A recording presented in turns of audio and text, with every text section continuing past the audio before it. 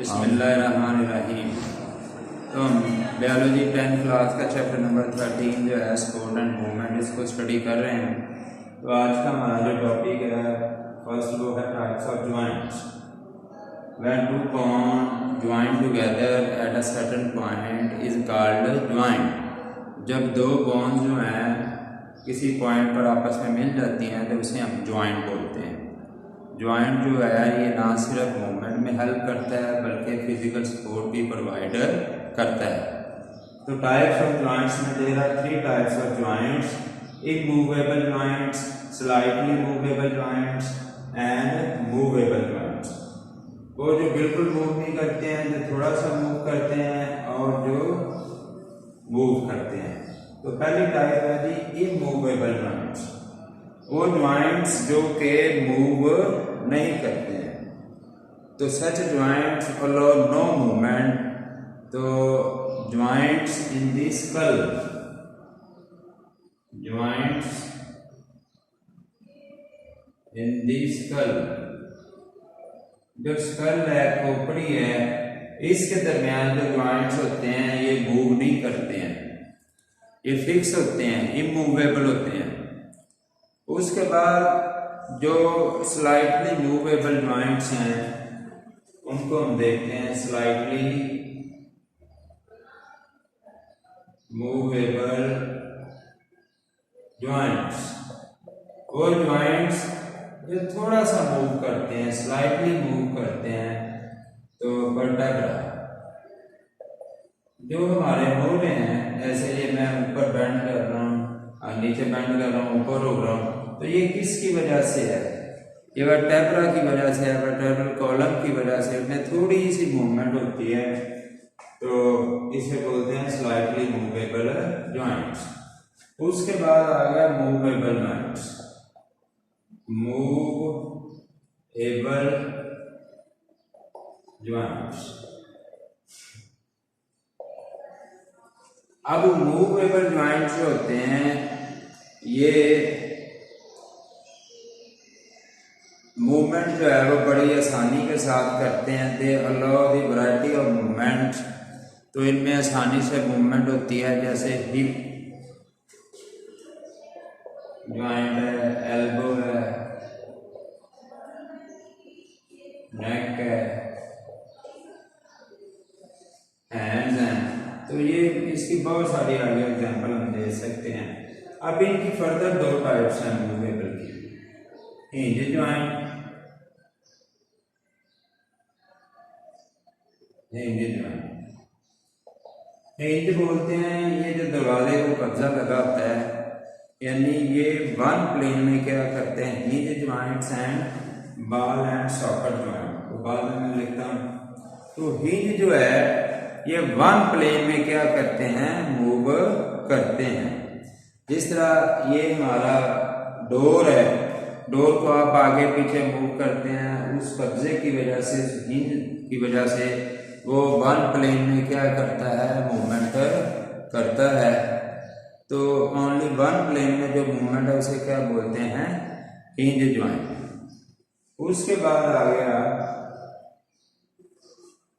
Ball and socket joint, ball and socket joint जो 3 axis में आजादाना movement करते हैं उन्हें हम क्या बोलते हैं, बॉल एंड सॉकेट जॉइंट्स। तो ये तमाम डायरेक्शन में जो है ये क्या करते हैं, मूव करते हैं। हिप और शोल्डर, हिप एंड शोल्डर। इसी तरह ये नेक जो है। तो ये था जॉइंट्स और उनकी टाइप्स। जहाँ पे 2 हड्डियां आपस में अटैच करती हैं, that point is called joint. तो देयर आर जॉइंट जो हैं वो मूवमेंट में हेल्प करते हैं और फिजिकल सपोर्ट प्रोवाइड करते हैं। अब इनकी 3 टाइप्स हैं। इमूवेबल जॉइंट्स जो कि बिल्कुल मूव नहीं करते, स्कल के जॉइंट्स हैं। स्लाइटली मूवेबल जो थोड़ा सा मूव करते हैं, वर्टेब्रा के। और मूवेबल जो है hip, elbow, neck and feet के जॉइंट्स हैं। और हिंज जॉइंट जो वन प्लेन में करते हैं, बॉल एंड सॉकेट जो ऑल डायरेक्शन में मूव करते हैं। तो ये था हमारा question joints and its types. उसके बाद का जो हमारा क्वेश्चन है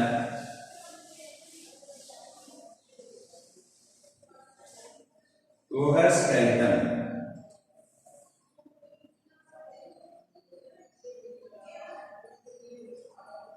एंड इट्स टाइप्स। स्केलेटन जो है हमारा उसमें 206 बॉन्ड्स हैं और लॉन्गिट्यूडिनल एक्सिस की तरफ जो स्केलेटन है उसे एक्सियल स्केलेटन बोलते हैं, एक्सियल, और उसके साथ जो अटैच होता है उसे अपेंडिकुलर स्केलेटन बोलते हैं, पेंडिकुलर, एक्सियल और अपेंडिकुलर। एक्सियल क्या था? जो लॉन्गिट्यूडिनल एक्सिस की तरफ है और इसके साथ कौन सा अटैच होता है? अपेंडिकुलर। तो अब हम देखते हैं एक्सियल स्केलेटन के बारे में।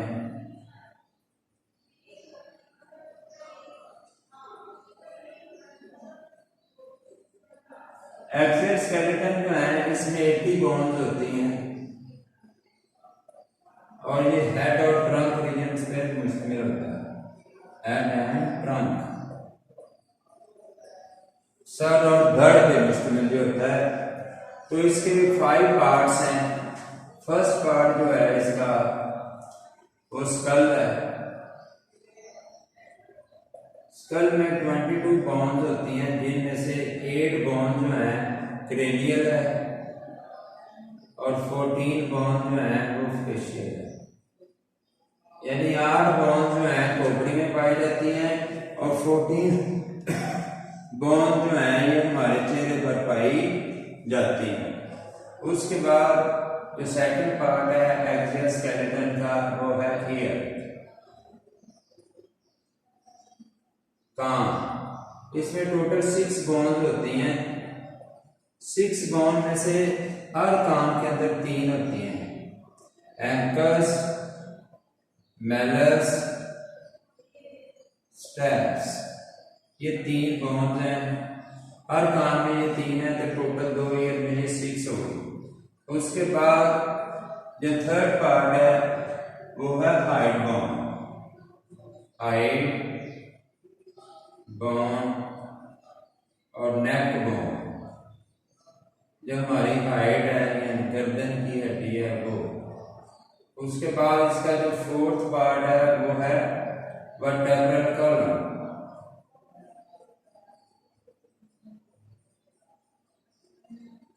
मोहरे, ये 33 बॉन्ड होती हैं, 33। और लास्ट पार्ट है इसका चेस्ट। चेस्ट को स्टर्नम भी बोलते हैं। तो इसमें टोटल 24 बॉन्ड होती हैं और 12 पेयर्स होते हैं रिब्स के। 12 पेयर्स होते हैं, 12 पसलियां एक तरफ होती हैं, 12 एक तरफ होती हैं रिब्स। इस तरह टोटल 24 होती हैं। तो ये था एक्सियल स्केलेटन जो कि लॉन्गिट्यूडिनल एक्सिस पर वाक़ होता है। इसके 5 पार्ट्स हैं। स्कल में 22 है, ईयर में 6 है, हाइट बोन, नेक बोन 1 है, वर्टेब्रल कॉलम 33 है और चेस्ट या स्टर्नम बोन जो है वो 24 है। उसके बाद आ गया जनाब एक्सियल के बाद अपेंडिकुलर स्केलेटन। अपेंडिकुलर स्केलेटन, ये स्केलेटन जो है ये अटैच होता है एक्सियल स्केलेटन के साथ। अपेंडिकुलर, तो ये 126 बॉन्ड्स होती हैं इसमें और ये एक्सियल स्केलेटन के साथ अटैच होता है। तो इसमें इसके 7 पार्ट्स हैं। सबसे पहले है पेक्टोरल गिडर, पेक्टोरल और शोल्डर गिडर।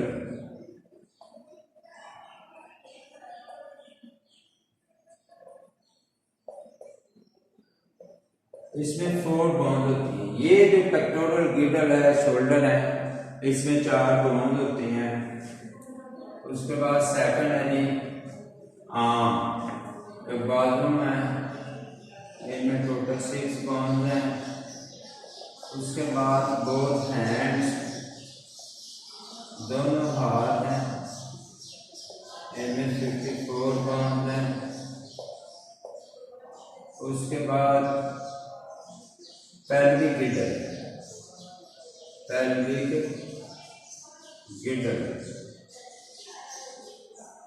और हिप, तो इसमें 2 बोन्स होती हैं। ये जो है जहाँ पे बेल्ट बांधते हैं, कमर जिसे बोलते हैं, तो ये पेल्विक गिडल या हिप है, इसमें 2 बोन्स होती हैं। उसके बाद आ गया लेग, तो लेग जो है इसमें 6 बोन्स हैं, और उसके बाद 6 पार्ट है बोथ फीट, दोनों पाँव, तो इसमें जनाब 54 बोन्स हैं।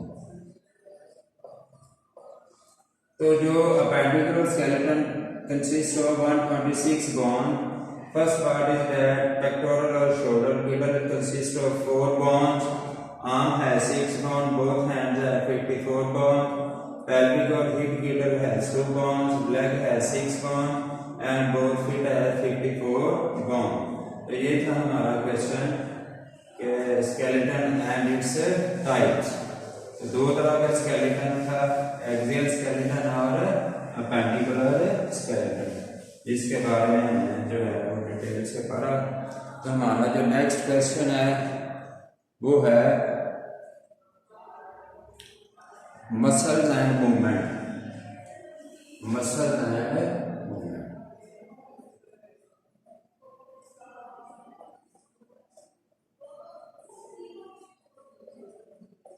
Chapter number 13 biology 10th class का ये टॉपिक है मसल्स एंड मूवमेंट।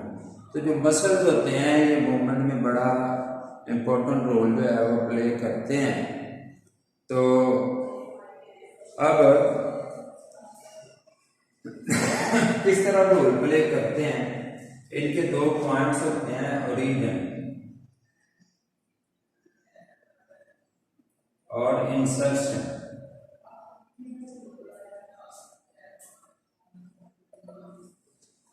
अब जो ओरिजिन है वो क्या होता है कि जो स्केलेटल मसल्स है वो इमूवेबल बोन के साथ अटैच होता है। स्केलेटल मसल इमूवेबल बोन के साथ जब अटैच होता है तो that point of attachment is called origin. और इंसर्शन जो है इसमें स्केलेटल मसल जो है ये मूवेबल बोन के साथ क्या होता है, अटैच होता है, and that point of attachment is called insertion. That point is called insertion. तो एंटागोनिस्ट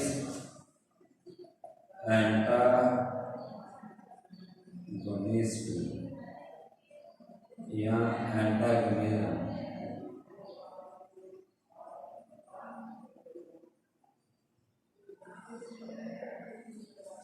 जो मसल्स हैं वो पेयर्स की सूरत में पाए जाते हैं। जब एक मसल कॉन्ट्रैक्ट करता है तो दूसरा रिलैक्स करता है, और जब पहले वाला रिलैक्स करेगा तो दूसरा कॉन्ट्रैक्ट करेगा, यानी अपोजिट डायरेक्शन में मूव करते हैं। अगर ए कॉन्ट्रैक्ट कर रहा है तो बी रिलैक्स करेगा, अगर ए रिलैक्स करेगा तो बी कॉन्ट्रैक्ट करेगा, and that process is called antagonism.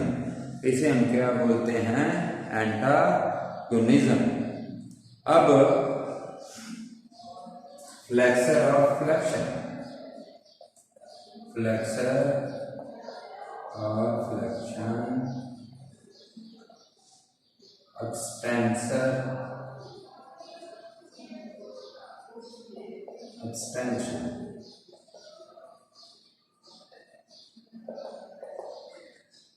अब ये 2 टर्मिनोलॉजी जो है ये मसल मूवमेंट में जो है वो इस्तेमाल होती हैं। When a muscle contract and bends the joint, जब मसल कॉन्ट्रैक्ट करता है और ज्वाइंट को क्या कर देता है, बेंड कर देता है, and the movement is called flexion. उसे फ्लेक्सर मसल बोलते हैं और उस मूवमेंट को क्या बोलते हैं? फ्लेक्शन। फ्लेक्शन। तो जब बेंड हो जाता है, कॉन्ट्रैक्ट करता है मसल और वो बेंड हो जाता है, तो उसे क्या बोलते हैं? फ्लेक्सर। और मूवमेंट को क्या बोलते हैं? फ्लेक्शन। इसी तरह जब रिलैक्स करता है मसल तो वो स्ट्रेट हो जाता है, straighten. That muscle is called extensor and that process is called extension. Extensor and extension. अब जब एक मसल कॉन्ट्रैक्ट करता है तो दूसरा क्या करता है? रिलैक्स करता है।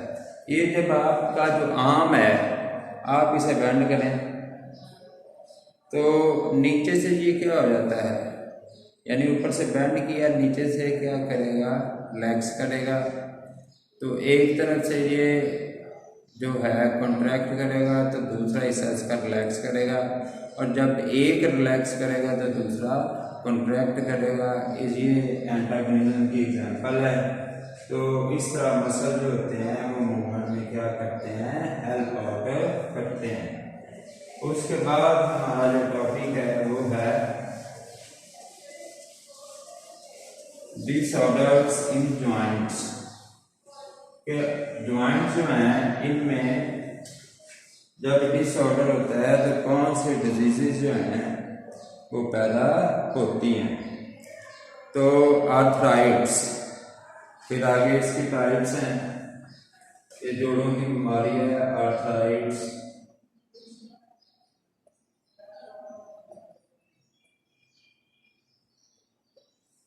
और फिर आगे 3 इसकी टाइप्स हैं, उसके बारे में भी हम देखेंगे।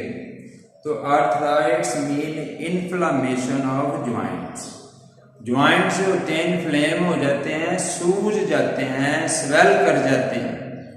Inflammation of joint is called arthritis. इसे क्या बोलते हैं? आर्थराइट्स बोलते हैं। पेन होती है ज्वाइंट्स में और ज्वाइंट जो होते हैं स्टिफ हो जाते हैं, सख्त हो जाते हैं। अब इसका ट्रीटमेंट जो है वो पेन किलर देते हैं। तो पेन किलर से जनाब अली या एंटी इन्फ्लामेटरी मेडिसिन देते हैं। पेन किलर और anti inflammatory medicine. Pain killer से दर्द कम होता है और इन्फ्लामेशन जो है, सूजन जो है वो मेडिसिन खाने से, एंटी इन्फ्लामेटरी मेडिसिन से वो कम हो जाती है। अब हम इनकी टाइप्स देखते हैं। तो सबसे पहले है ऑस्टियोआर्थराइट्स। इनकी टाइप्स में ऑस्टियोआर्थराइट्स। अब ऑस्टियोआर्थराइट्स क्या है कि it is due to the degeneration of cartilage due to less lubrication. Simple wording में जो ज्वाइंट्स हैं उनके दरमियान लुब्रिकेशन क्या हो जाती है? कम हो जाती है। यानी जैसे आप गाड़ी में ऑयल डालते हैं वो उसके जो पार्ट्स हैं उनको आपस में फ्रिक्शन से रोकता है। तो हमारा जो मटीरियल है बॉडी के अंदर जो जिससे जोड़ जो है आपस में टच करने से रुकते हैं, जब वो बॉडी में कम हो जाता है तो उससे फिर जोड़ आपस में रगड़ खाते हैं। जब वो फ्रिक्शन होगी ज्वाइंट्स में तो दैट डिजीज इज कॉल्ड ऑस्टियोआर्थराइट्स। इससे जोड़ों में फिर क्या होता है? दर्द होता है और आखिरकार जो जोड़ होते हैं टोटली इमूवेबल हो जाते हैं, वो बिल्कुल हरकत नहीं करते हैं। तो ये जो हाथ या पांव होते हैं वो बिल्कुल सीधे हो जाते हैं। जैसे आप ये देखें ये मूव कर रहे हैं, लेकिन जब स्टिफनेस हो जाएगी, जब लुब्रिकेशन ज्वाइंट्स के अंदर खत्म हो जाएगी तो फिर वो बिल्कुल आपस में फ्रिक्शन भी करेंगे तो उस वक्त बहुत ज़्यादा दर्द होगी। और ऐसा भी होता है कि वो बिल्कुल मूवमेंट बंद कर देते हैं, जिससे जोड़ सख्त होते हैं, बहुत ज़्यादा पेन का एहसास होता है। उसके बाद आ गया रूमेटाइड आर्थराइट्स। रूमेटाइड आर्थराइट्स, तो रूमेटाइड आर्थराइट्स क्या होता है?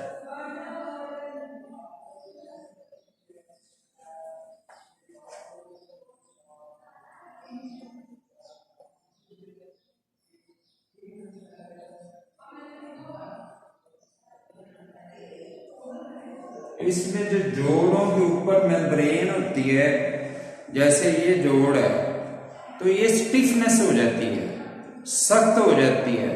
वो इतनी सख्त हो जाती है कि उसकी वजह से वो जो ज्वाइंट है वो नीचे नहीं जाता है, मूव नहीं करता है। अब मूव ना करने से, स्टिफनेस की वजह से भी उसमें क्या होती है? बहुत ज्यादा पेन होती है, बहुत ज्यादा पेन होती है। और जो तीसरी डिजीज है वो है गाउट। तो यूरिक एसिड जो है ये ज्वाइंट्स में जमा हो जाता है। यूरिक एसिड जमा होने की वजह से फिर वो ज्वाइंट जो है इन्फ्लेम कर जाते हैं, सूज जाते हैं, और फिर उनमें पेन का एहसास होता है। तो जो ऑस्टियोआर्थराइटिस है, लेस लुब्रिकेशन और नो लुब्रिकेशन, लेस और नो, ये स्टिफनेस इन मेम्ब्रेन, जिससे पेन होती है, यूरिक एसिड की वजह से पेन होती है। तो ये था जनाब आर्थराइट्स एंड इट्स टाइप्स। इस तरह ये जो हमारा चैप्टर था 13 स्पोर्ट एंड मूवमेंट, ये ख़त्म हुआ। तो अल्लाह ताला मेरा और आप सबका हामी नासर हो। अल्लाह की ज़ात मेरे लिए और आपके लिए जो है वो आसानियाँ पैदा फरमाए। अल्लाह